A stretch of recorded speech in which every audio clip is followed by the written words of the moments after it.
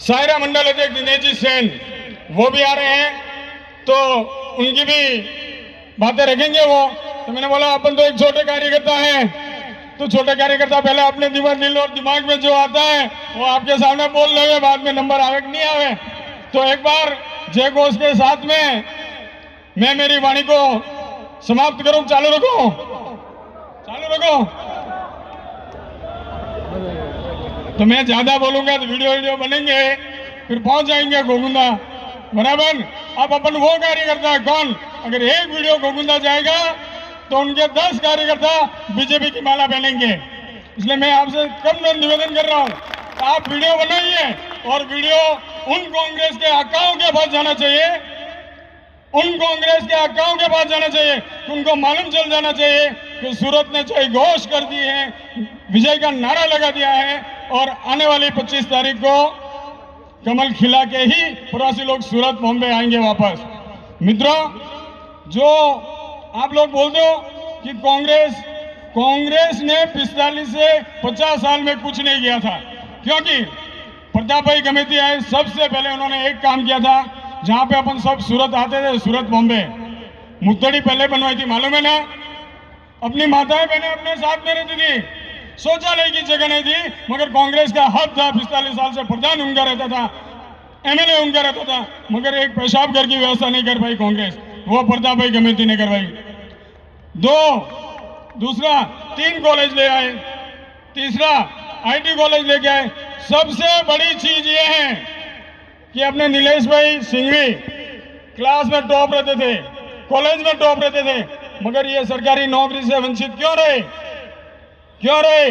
आरक्षण का मुद्दा नहीं था। अगर जो ये मुद्दा, अगर टीएसपी का मुद्दा, जिस तरह से बांसवाड़ा, डूंगरपुर, झुंझुनू उधर अगर टीएसपी जो लगी हुई है, ठीक उसी तरह अपने जाडोल और गोगुंदा में लग जाती टीएसपी का, तो नीलेश भाई भी आज एसडीएम बन जाते, या आईएएस बन जाते, या कोई सरकारी पद पे होते। ठीक उसी तरह अपने बच्चे भी, अपने परिवार के बच्चे भी किसी न किसी पोस्ट पे रहते, सूरत आने की जरूरत नहीं रहती, बॉम्बे आने की जरूरत नहीं रहती थी। तो ये टीएसपी कौन लेके आए?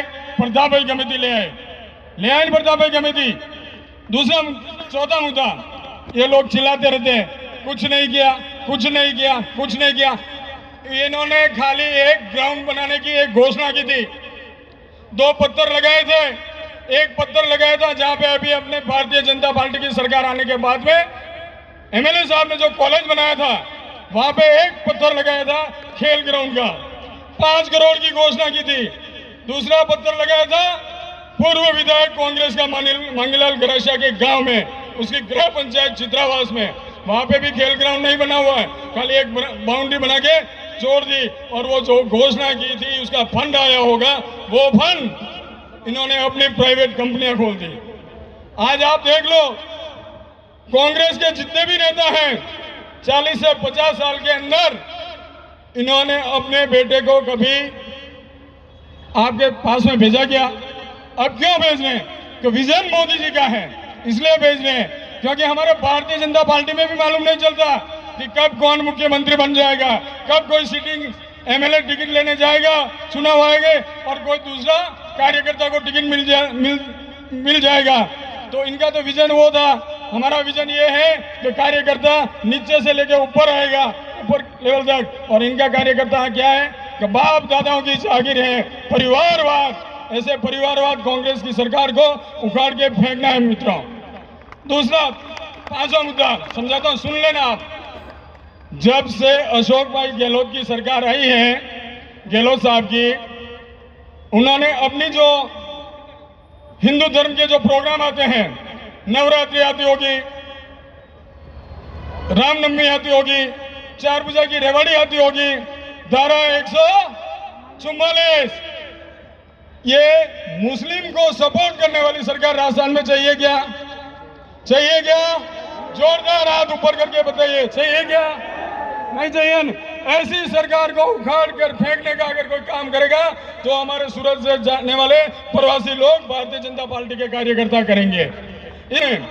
17 बार पेपर लीक किए, कितनी बार? 17 बार। और उनको लेकर पेपर लीक, अगर कोई अहम योगदान होता है तो कांग्रेस के कैबिनेट मिनिस्टर के बेटे का होता है। अब आप विचार कीजिए मित्रों कि कांग्रेस के बेटे अगर पेपर लीक करते हैं मिनिस्टर के बेटे, तो क्या अपने राजस्थान का भला कर पाएंगे? कर पाएंगे? और दूसरी बात, कांग्रेस हमारे गोविंदा विधानसभा में कांग्रेस को कांग्रेस के ऊपर भरोसा नहीं, और जो कांग्रेस के नेता हैं उनको वापस कांग्रेस पे भरोसा नहीं। दावेदार होते हैं हमारी भी, आप सब लोगों की पार्टी है भारतीय जनता पार्टी, अपने में भी दावेदार होते हैं, 3-4 होते हैं दावेदार, हमको टिकट दीजिए, हमको टिकट दीजिए। किसी ने टाल नहीं ठोकी थी कि निर्दलीय चुनाव लड़ूंगा, ठोकी थी क्या भारतीय जनता पार्टी में? पार्टी ने जो मान्य किया प्रताप जी गमेती, तो प्रताप जी गमेती के साथ में सब जुड़ गए थे, क्योंकि हम तो कमल का फूल हमारा निशान रहता है, कार्यकर्ता कोई भी आए और उनके साथ में जुड़ जाते हैं। मगर कांग्रेस का चरित्र देखिए आप लोग, 2 दिन टिकट की देरी क्या हुई, पहली लिस्ट का इंतजार किया, तीसरी लिस्ट का इंतजार किया, चौथी लिस्ट का इंतजार किया, जब उनका नाम नहीं आता है तो ताल ठोकते हैं, निर्दलीय चुनाव लड़ेंगे, हमें पार्टी टिकट दे नहीं रहे। ऐसी कांग्रेस की स्थिति हो गई है आपस में, तो क्या वो गोविंदा में आके अपना भला कर पाएंगे? कर पाएंगे? 15 साल तक उनका एमएलए रहा था मिस्टर मांगीलाल गरासिया, उनकी हाथ में सरकार थी, 2 बार उनकी सरकारें रही, हाथ में चाबी रही, मगर उन्होंने गोविंदा के लिए कुछ किया?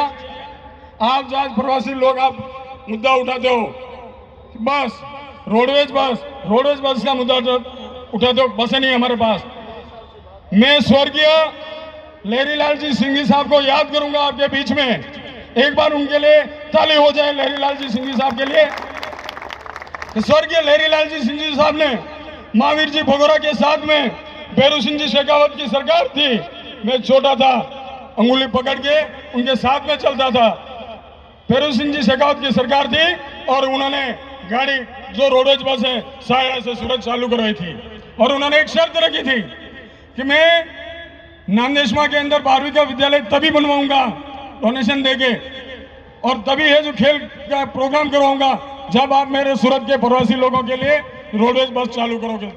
ये तब हम उनके चले हैं लहरीलाल जी सिंघवी साहब के। तो मैं आपको बताऊं, जो बस लहरीलाल जी ने चालू करवाई थी वो बस अगर किसी ने बंद करवाने का काम किया है प्रवासी लोगों के लिए तो वो कांग्रेस की सरकार ने किया है।